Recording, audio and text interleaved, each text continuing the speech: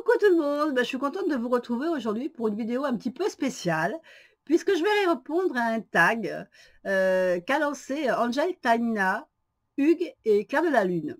Alors, je vais essayer de penser à vous mettre leur lien dessous, leur lien pour la chaîne, pour ce tag, si vous ne les avez pas déjà vu.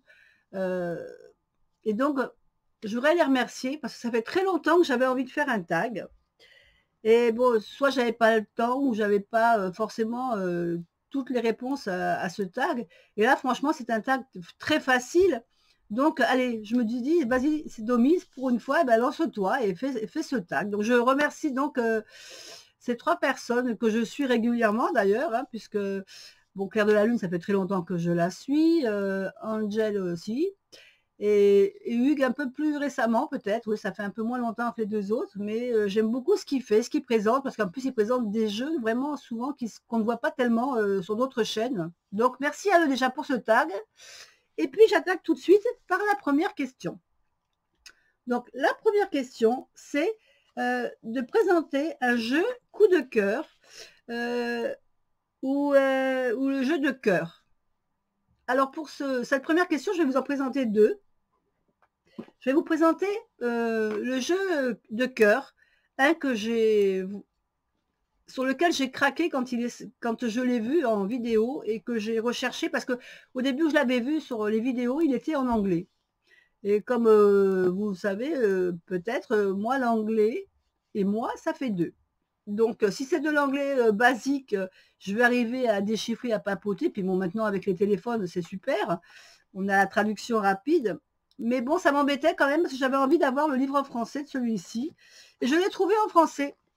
Je vous présente donc le Tarot de la bienveillance. Alors, ce jeu-là, donc c'est un jeu de Colette Baron-Reid qui est aux éditions Ada. Et alors, ce jeu, les cartes, c'est une tuerie.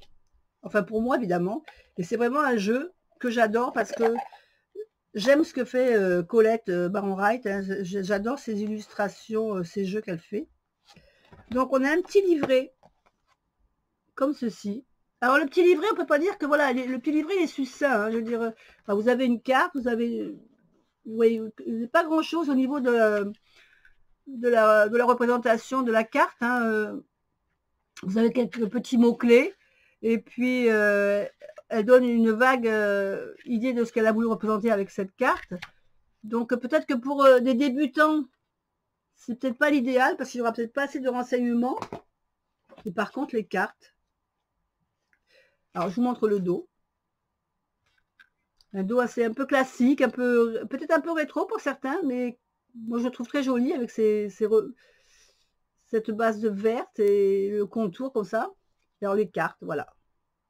J'adore ces cartes.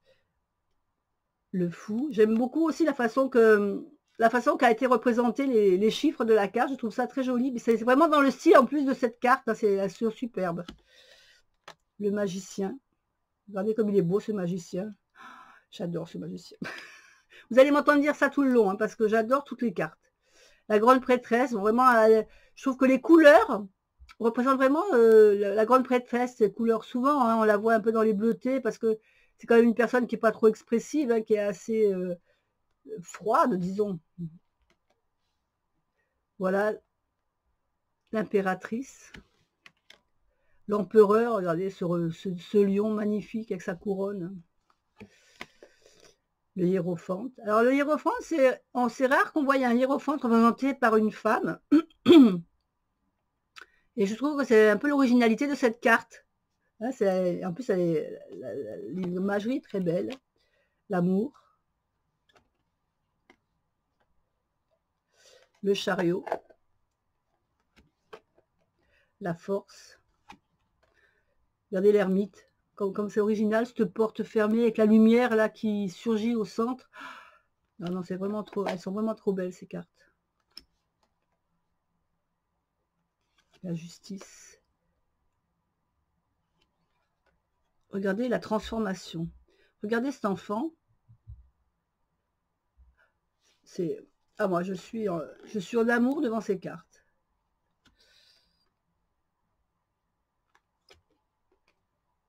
La tour, j'adore cette tour aussi, elle est trop belle. Étoile, la lune, soleil, et le monde. Donc, je ne sais pas ce que vous en pensez de ce jeu. Si vous êtes comme moi, que vous le trouvez super beau. Mais franchement, alors je vous montre vite fait quelques cartes. Voilà.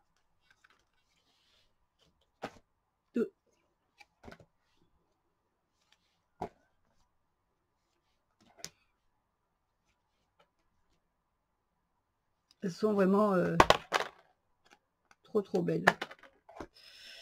Voilà, donc ça c'était vraiment mon jeu de cœur. Voilà, mon jeu de cœur. Avec une magnifique représentation de cartes. Voilà. Après, le coup de cœur de l'année. Alors, le coup de cœur de l'année, je vous l'ai déjà présenté il n'y a pas très longtemps.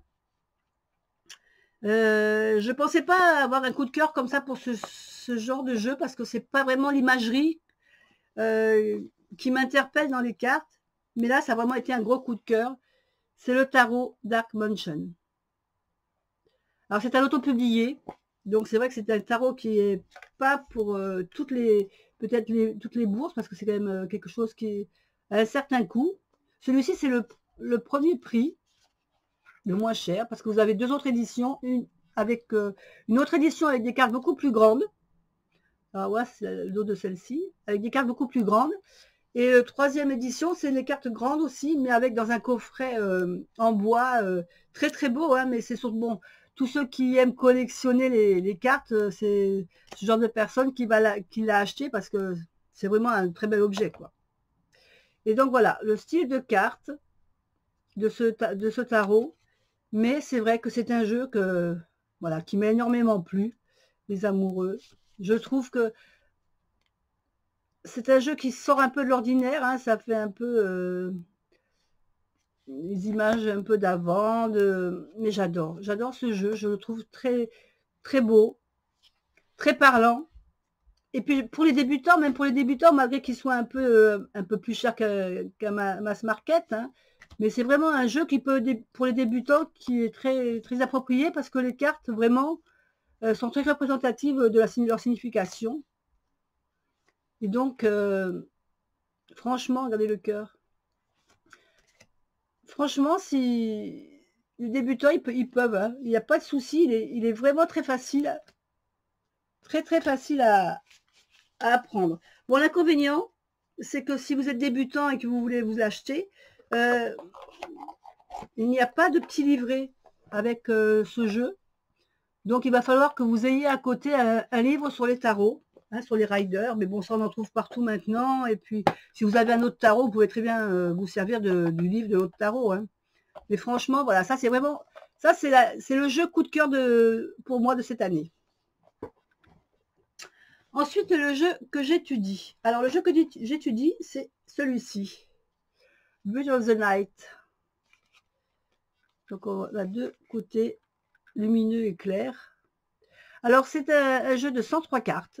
C'est un oracle de 103 cartes qui fait à la fois, puisque les premières cartes de ce jeu sont les cartes du Petit Lenormand. C'est pareil pour ce jeu-là. Donc, on vous envoie un PDF qui est pas très facile à décoder parce que ils ont fait des traductions mais qui sont pas toujours très intéressantes.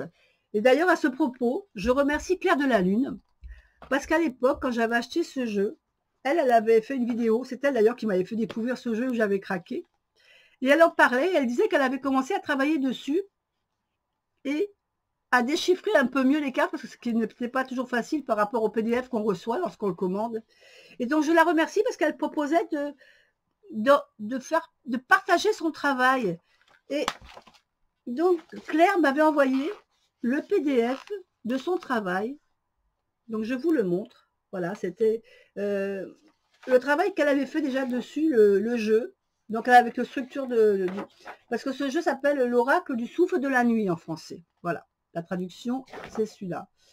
Et donc, elle avait commencé à travailler. Donc, elle m'avait envoyé le PDF qu'elle avait commencé à travailler. Donc elle m'avait dit qu'elle n'avait pas pu tout faire, hein, qu'elle n'avait pas fini de le terminer, mais c'était pas grave, puisque de toute façon j'ai l'intention de continuer à le travailler. Mais merci quand même, je te remercie encore Claire pour ce travail que tu m'avais fourni, parce que ça m'a quand même avancé beaucoup dans mes recherches et dans mon travail personnel maintenant. Donc ça c'était c'est le jeu sur lequel je travaille. Maintenant je vais vous montrer les cartes. Donc je vous ai dit 103 cartes. Le dos, j'adore ce dos, je trouve très très beau. Alors ce jeu, je ne l'ai pas retaillé par contre, hein, parce que vous allez voir qu'il y a certains jeux que je voulais vous présenter où j'ai un peu coupé les bords. Celui-là, pas du tout. Voilà, et là, les premières cartes, donc je crois que j'ai dû vous remettre les premières cartes. Là, on a le cavalier. Alors, la particularité de ce jeu, c'est que les cartes sont assez sombres. Vous voyez qu'elles sont toutes un peu dans cette tonalité de bleu, de violet. Alors moi j'aime beaucoup, hein, j'aime beaucoup j'avais craqué sur ce style de carte. Le bouquet, les oiseaux, le cercueil. Donc là on a tous les Lenormand. C'est une carte du petit Lenormand que vous reconnaîtrez au passage. Regardez l'enfant, s'il est beau l'enfant. Très beau, hein. Le trèfle, l'encre. Le renard, il est beau ce renard aussi. Donc c'est vraiment un jeu que j'aime beaucoup. Est-ce que vous voyez passer de la fumée, c'est l'encens. J'adore c'est le livre, regardez, j'adore cette représentation de livre aussi fermé. Le chien, l'ours. Alors là, on a le consultant et la consultante. Alors je vous montre les deux comme ça, pourquoi? Parce que là, donc, on a une représentation du consultant et de la consultante, mais il y a deux autres cartes qui représentent le consultant et la consultante, voilà. Et vous voyez, celles-ci, elles sont plutôt d'ordre sexy, donc peut-être que suivant le tirage que vous allez faire, ben, vous allez choisir l'un ou l'autre. Vous pourrez, voilà, là, les garder ceux-là ou garder l'autre. Et puis si on fait un tirage oracle, tout simplement, ben, on peut garder aussi les deux, hein. Ça permet de faire aussi bien, donc tout dépendra de ce que vous allez vouloir choisir comme tirage, mais voilà, vous pouvez orienter votre tirage suivant les photos des consultants ou consultantes. Et donc après, voilà, on a d'autres sortes de cartes comme ceci. Alors il y en a qui sont représentatives, hein, qu'on va tout de suite trouver. Alors, par exemple celle-là, voilà, que ça peut représenter. Bon là on a la balance, donc tout de suite on pense quoi? À la justice, hein, à l'équilibre. Mais voilà, ça peut aussi donner d'autres choses. Donc on a encore une carte du Lenormand. Voilà, donc on a d'autres cartes. Alors vous voyez que c'est toute la tonalité bleue, un peu violet. Un dragon, un phénix. J'adore. Et voilà, je trouve ce très très très beau ce jeu. Et il y a plein de cartes. Donc à l'intérieur, ben, j'essaie d'approfondir un peu pour améliorer un peu mes tirages avec ce jeu-là. Et je le trouve très, très beau. Voilà. Donc c'était le souffle de la nuit. Donc c'est pareil, c'est un jeu, je crois que c'est un jeu auto-publié, hein, parce que je crois qu'on ne le trouve pas partout. Je crois qu'on ne trouve que sur un site. Alors après, je ne pourrais plus vous dire exactement. C'est l'oracle mystique souffle de la nuit. Voilà, mais après, je vais vous dire de qui il est. Je ne me souviens pas exactement de qui il est. C'est un nom un peu... je ne sais plus de quel... Regardez, je vous laisse regarder le nom, si vous voulez, si ça vous intéresse. Vous voyez, c'est pas vraiment très prononçable, disons. Donc ça, c'est le jeu sur lequel je suis en train de travailler en ce moment. Alors maintenant, on va passer au jeu lumineux. Le jeu lumineux, je vais vous présenter le tarot des fées. Alors ce petit tarot, c'est un jeu qui est à l'eau Scarabeo. Alors ce petit jeu, vous le trouvez pas très exagéré, hein, partout. Je pense qu'on doit pouvoir encore le trouver. Il est très lumineux. C'est vraiment le jeu de tarot qu'on va se servir quand on n'a pas trop envie d'avoir des mauvaises cartes ou des cartes sombres. Celui-là, vraiment, regardez, il n'y a que de la couleur. C'est des dessins un petit peu bande dessinée, enfantin, bande dessinée. Les couleurs sont lumineuses, c'est joyeux, c'est c'est un tarot qui réconforte, en fin de compte, qui, voilà, qui est bienveillant. Je dis, voilà, c'est vraiment le tarot qu'on n'a pas trop envie d'avoir des cartes qui nous mettent un peu le moral dans les chaussettes. Et ben, on va sortir celui-là. Regardez comme il est beau avec le chariot. C'est plein de couleurs, c'est vraiment joyeux. Puis alors, si vous cherchez un jeu pour les enfants, c'est les enfants, hein, bon, je dis pas 5-6 ans, mais je veux dire dans de 14-15 ans qui aiment bien un peu le tarot, si vous n'osez pas trop leur acheter un tarot, parce que vous dites, oh, il y en a encore qui ont des préjugés hein, sur les tarots, ce genre de choses. Mais ça, c'est vraiment un carte, voilà, c'est un jeu qui leur fera pas peur, qui est vraiment, c'est un jeu qui est fait pour, enfin, pour tout le monde. Hein. Je pense que même les débutants, oui, mais même les débutants, voilà. Moi, je le conseillerais même aux enfants parce que je trouve que c'est un tarot qui répond bien, voilà. Vous voyez, regardez, là, c'est le 3 d'épée. D'habitude, vous savez, c'est la carte où on a un cœur qui est transpercé de 3 épées. Ben voilà, là, voilà, on a l'épée sur le cœur. C'est pas une carte qui est traumatisante, qui va faire peur. Franchement, je trouve ce jeu très lumineux. Moi, j'ai beaucoup aimé. Il y a un tout petit livret dedans. Il est un peu fatigué, le petit livret. Voilà, le petit livret. Comme on trouve dans tous les jeux Los Scarabeo en plusieurs langues. Donc, c'est vrai que les explications sont succinctes. Hein, vous allez avoir des petits mots-clés, ce genre de choses. Mais voilà. Après, si vous voulez approfondir, il faudra quand même avoir un autre livre de tarot. Mais celui-là, vraiment, ce jeu de tarot des fées chez Los Scarabeo, vraiment, c'est mon jeu lumineux que je vous présente aujourd'hui. Le jeu sombre maintenant, c'est la 4e question. Je vais vous présenter le Victoria Frances. Alors, c'est un jeu, alors je vais vous dire les éditions, c'est Los Scarabeo. Et vous voyez, c'est une boîte quand même qui est assez rigide. Donc pareil, c'est Los Scarabeo, donc plusieurs langues. Et avec un petit guidebook, donc en plusieurs langues. Alors vous n'avez pas les cartes représentées, mais vous avez donc voilà, pour chaque carte, vous avez une petite explication. Bon, c'est pareil, c'est pas des grosses explications, mais bon, ça suffit pour vous donner une ordre d'idée de ce qu'a voulu dire l'auteur. Après, à vous, c'est comme un oracle, à vous d'interpréter la carte par rapport à votre ressenti. Alors les cartes, je les ai un peu retaillées. Ça, c'est ma spécialité. Vous savez que moi, les bords, les bordures. Donc, là, je vous montre le dos. Donc, il y avait un peu plus de contour noir ici. Et je l'ai enlevé. Parce que je voulais avoir l'image. Voilà, je voulais avoir beaucoup plus l'image. Je trouvais que ça rendait beaucoup mieux comme ça l'image. Enfin, moi, j'aime beaucoup quand les images ressortent. Alors, c'est vrai que c'est un peu un tarot un peu sombre, un peu spécial. Il fait pas forcément peur hein, quand vous lisez le guidebook et que vous faites une interprétation vous-même. Par contre, moi, je trouve les images très belles. J'aime beaucoup le style de Victoria Frances. Je trouve que, hormis souvent le problème des gouttes de sang que l'on trouve hein, sur ces images, regardez celle-là comme elle est belle. Cette carte, elle me fascine, cette carte d'enfant d'ange derrière le... Et je trouve ce jeu très très beau. D'ailleurs, ce jeu, vous allez sûrement le retrouver dans une vidéo la semaine prochaine, puisque j'ai une abonnée qui m'a demandé de faire des vidéos un peu sur les cartes que j'ai pour la période d'Halloween. Et ce jeu-là, bah, vous allez le retrouver dedans, parce que c'est vraiment un jeu qui se prête vraiment à cette période. Hein. Donc c'était, voilà, je vous ai présenté le jeu sombre pour moi. J'en ai d'autres hein, de jeux sombres, mais voilà, j'avais envie de vous présenter celui-là. Aujourd'hui, c'était... Voilà. Ensuite, au niveau des jeux que je me sers tout le temps et que je ne me séparerai pas.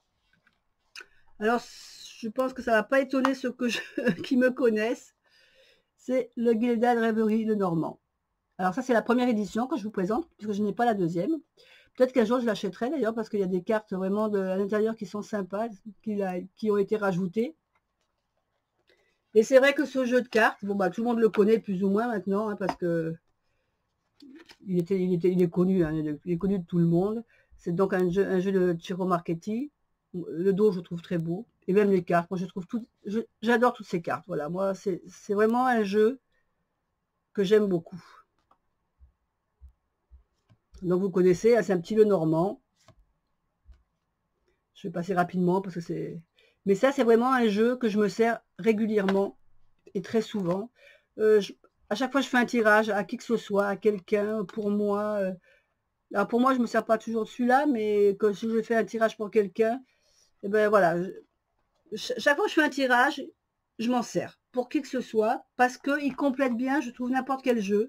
Et quand je veux des infos supplémentaires, vraiment, celui-là, je m'en sers tout le temps. Donc, et puis, vous voyez, je m'en sers régulièrement. La boîte, c'est une boîte aimantée qui est très costaud. Donc, au niveau protection, bah écoutez, cette boîte, elle a des années et franchement, elle n'est toujours pas abîmée. Les cartes sont de très très bonne qualité, il n'y a vraiment pas de problème. Pour la dernière question, c'est un jeu que je ne me sers pas, mais que je ne me séparerai pas non plus. Et alors, ça peut peut-être en étonner quelques-uns, mais c'est le Chrysalis Tarot. Alors ce jeu, bah écoutez, ce jeu quand je l'ai vu sur les chaînes, plusieurs chaînes, hein, j'ai craqué parce que j'ai adoré ce jeu. Alors pour info, je vais quand même vous dire que c'est parti de... Alors c'est un jeu de Holly Sierra et Tony Brook et c'est aux éditions US Games. Donc c'est dans une boîte cartonnée mais assez costaud quand même. Hein. Bon, je pense que vous le connaissez, donc il y a le petit guidebook. Pareil. Alors, ce jeu, je vous montre le dos qui est trop trop beau. Alors, j'avais craqué évidemment sur le dos. L'imagerie, j'avais trouvé que ce dos avec les papillons, donc en vert endroit, hein, parce que c'est un tarot, vous pouvez vous en servir en vert endroit, il n'y a pas de problème. Et j'avais craqué sur les illustrations parce que je les avais trouvées trop belles. J'avais trouvé, donc, on a un peu de tout, hein, on a un peu du Merlin enchanteur, on a d'autres croyances, d'autres pays, le corbeau, les sorcières, on a Gaïa aussi, l'homme vert, voilà. On a plein de magnifiques cartes. J'adore ces illustrations, je les trouve très belles. Franchement, je trouve que ce tarot est très très très beau. J'aime beaucoup les dessins, je m'en sers même comme je suis quelqu'un qui aime bien dessiner ou peindre. Des fois, je m'en sers pour me donner des idées. Hein, parce que je trouve très beau toute cette imagerie. Mais malheureusement, au niveau tarot, ben, j'arrive pas. J'arrive pas à m'en servir. Alors, je sais pas pourquoi. Alors que je le trouve beau, hein, j'adore le dos, j'adore l'image. Mais il n'y a rien à faire, j'arrive pas à m'en servir. Alors, je m'étais dit, bon, bah, puisque tu t'en sers pas, ça sert à rien que tu gardes ce tarot, peut-être tu devrais le vendre et ça va accrocher à quelqu'un d'autre. Et maintenant, j'arrive pas à le vendre. J'arrive pas parce que j'aime l'imagerie, mais j'accroche pas au niveau prédictif, j'arrive pas à m'en servir. Donc voilà, c'est dommage, mais c'est comme ça. Donc, bah écoutez, je vais faire un petit récapitulatif de ce que je vous ai présenté. Donc, mes coups de cœur, mes 2 coups de cœur. Coup de cœur, ça c'est le coup de cœur de l'année. Ça c'est le coup de cœur depuis toujours. C'est 2 tarots. Sur celui que je travaille aujourd'hui, donc c'est l'oracle mystique du souffle de la nuit. Mon jeu lumineux, le tarot des fées. Le jeu sombre, le Victoria Française. Le jeu que je travaille, avec lequel je travaille tout le temps, constamment, et je ne me séparerai jamais, c'est celui-ci, Gilded Reverie. Et celui que je ne me séparerai pas, mais avec lequel je n'arrive pas à me connecter, c'est le Chrysalis Tarot. Voilà, écoutez, je suis contente d'avoir pu faire cette petite vidéo. J'espère que ça vous aura plu. Je remercie encore les 3 personnes qui sont issues de ce tag. Donc, merci Angel, merci Hugues, merci Claire. Je vous fais des bisous à tous et puis j'espère que d'autres youtubeurs qui ont des chaînes reprendront ce tag pour qu'on se fasse plaisir un peu entre tous Et puis je vous dis bye bye et à bientôt.